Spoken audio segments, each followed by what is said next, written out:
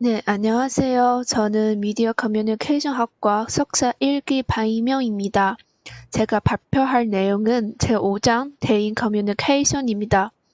첫 번째 부분은 학습 목표입니다. 총 6가지가 있고요. 첫째, 긍정적과 부정적 체면 욕구가 체면을 위협하는 행위에 참여하기 위한 전략 간의 관계를 설명할 수 있습니다. 둘째, 사회 교화 이론이 원칙을 사용하여 관계의 안정성과 만족도를 예측할 수 있습니다. 셋째, 박스터가 친밀한 관계에서 내재하여 있다고 미는 중심되는 내적 및 외적 변증법을 비교하고 대조할 수 있습니다. 넷째, 페트로니오의 6가지 프라이버시 관리 원칙을 사용하여 정보 관리와 관련된 복잡성을 명확히 설명할 수 있습니다. 다섯째, 대인 커뮤니케이션에 대한 주요 이론적 접근법을 비교하고 대처할 수 있습니다. 여섯째, 대인 커뮤니케이션 이론을 활용하여 전문적인 상황에 대한 체계적인 이해를 제공할 수 있습니다. 두 번째 부분은 이론 정리입니다. 총 5가지 이론이 있고요. 먼저 대인 커뮤니케이션 이론을 보도록 하겠습니다.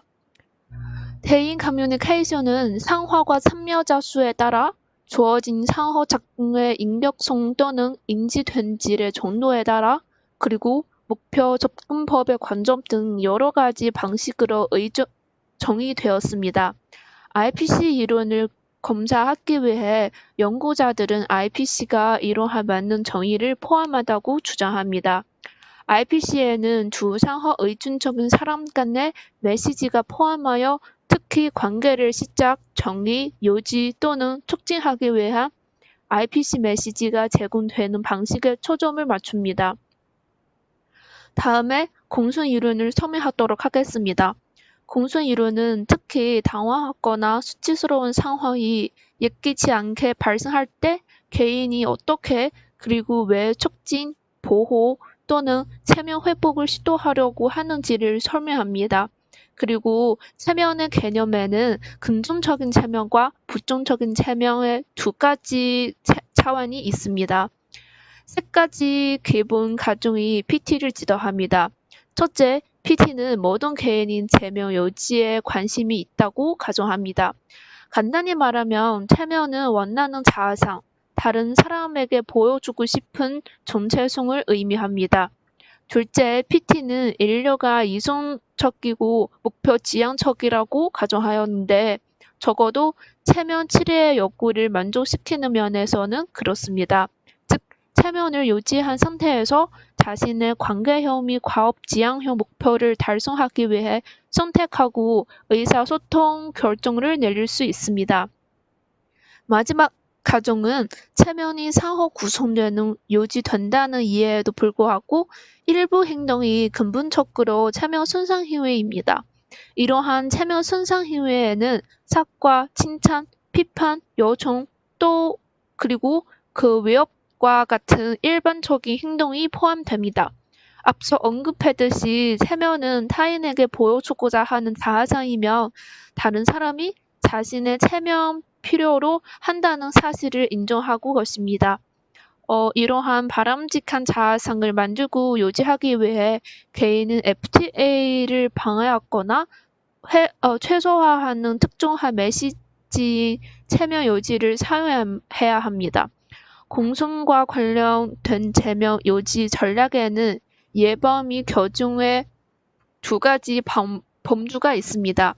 PT에 따르면 개인은 잠재적으로 다른 사람의 체면을 위협할 수 있다는 방식으로 의사소통할 때 5가지 사회 전략 중 하나를 선택할 수 있습니다. 가장 예의 바르게, 즉 가장 덜 직접처에서 가장 덜 예의 바르게, 즉 가장 직접적으로 이동하는 이러한 사회 전략에는 회피, 간접적 요구, 부정적 공순함, 긍정적 공순함, 직접적 요구가 포함됩니다. PT에 따르면 사람들이 오히려 전술적으로 FTA에 참여하기로 선택합니다. 구체적으로 사람들이 얼마나 예의를 갖춰야 할지 결정하는 데 사용하는 여러 가지 요소가 있습니다. 이러한 요소는 표 5.1에 설명되어 있습니다. 다음 그래프는 그 예의 바르게 행동과 외신, 권력, 위험의 관계를 더 직접적으로 볼 수 있습니다.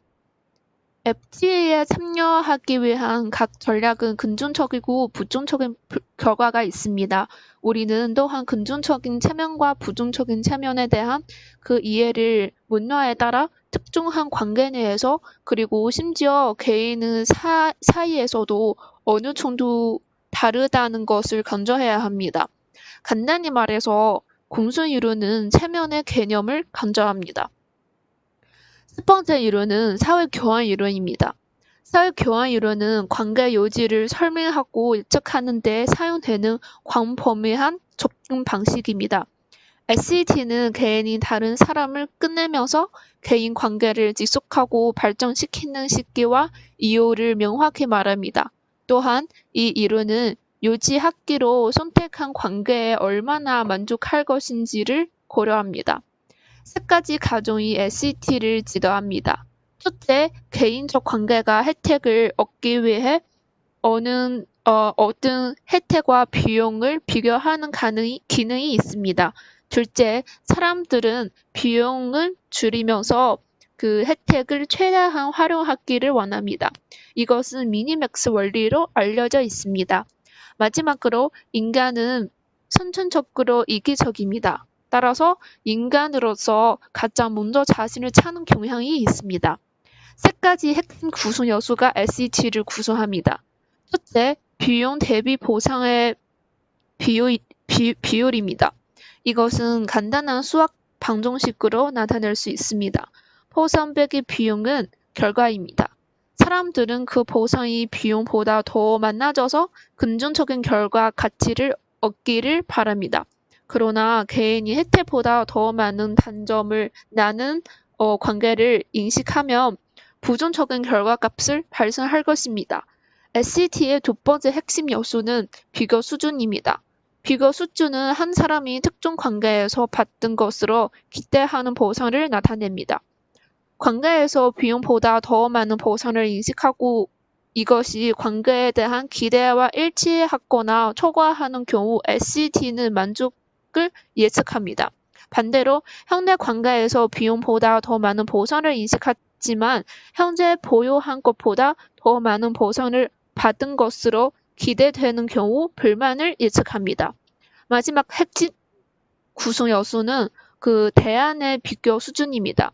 대안이 자신의 결과보다 크고 비교 수준보다 크다는 인식할 때만 관계를 끊을 것입니다. 현재의 관계에 만족하더라도 대안이 훨씬 더 좋다고 인식할 수 있는 경우 SET는 관계를 종료할 것으로 예측합니다. 정리하자면 아래 그림 5.1과 같습니다. 다음에 변증법적 관점에 대한 설명하겠습니다. 관계가 역동적입니다. 관계가 일정한 수준의 만족도를 유지하거나 지속적인 형상 유지에 도달하는 것이 불가능합니다. 마치 나성형 귀처과 같이 사람들은 일련의 대립하지만 필요한 긴장이나 모순을 관리함으로써 그들의 관계를 계속 발전시킵니다. 실천, 변화, 모순 및 전체 이 네 가지 주요 가중은 관계 유지에 대한 변증법적 접근 방식을 지도합니다. 첫째, 실천은 관계의 발전이 선행적, 즉 항상 전진이지도 반복적, 즉 같은 일이 반복적으로 순환하는 것도 아님을 보여줍니다. 둘째, 변화 또는 움직임은 관계가 그 변화리라는 것을 유일한 보장이라고 가정합니다. 셋째, 모순은 모든 관계에서 두 파트너는 필수적이지만 반대되는 요구를 가지고 있는 것을 말합니다. 네 번째이자 마지막 가정의 전체는 관계 파트너 간의 상호 의존성을 가정합니다. 어느 두 관계 파트너 사이에는 자율성과 관련성, 개방성과 폐쇄성, 예측 가능성과 참신성 이 세 가지 중심적 긴장이 존재합니다. 내부적 긴장이 존재하는 것처럼 두 사람과 다른 사람들 사이에 외부적으로 그 포함과 은투, 폭력과 숨김, 인습과 독특성 이 세 가지 긴장도 발생합니다.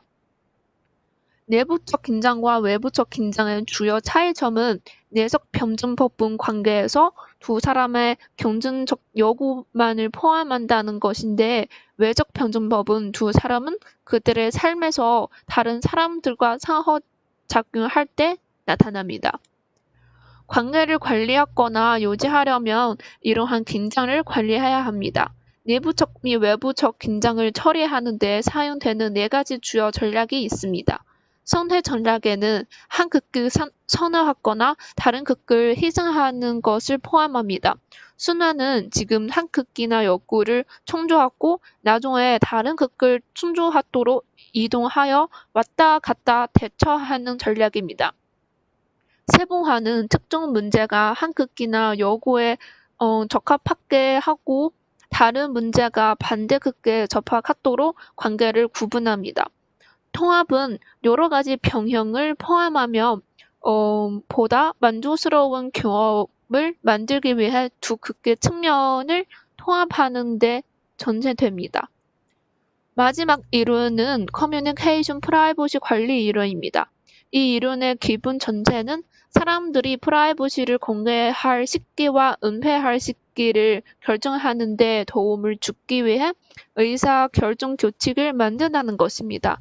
CPM는 6가지 원칙이 있습니다.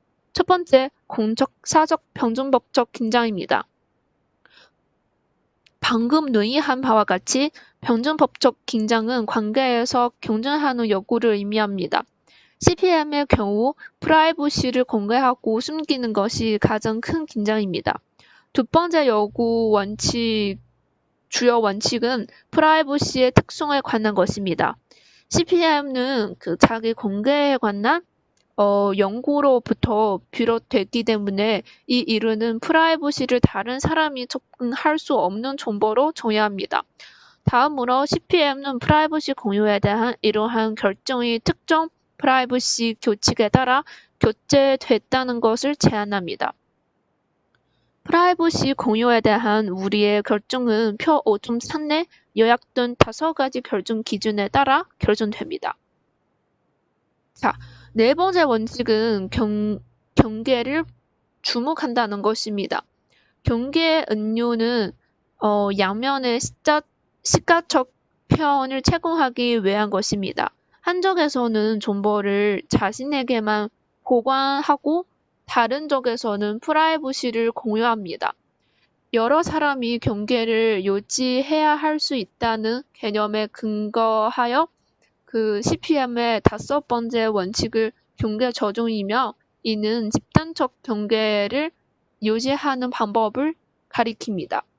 경제 연결, 경제 소유권 및 경제 추가성을 통해 경계 조정이 발생합니다.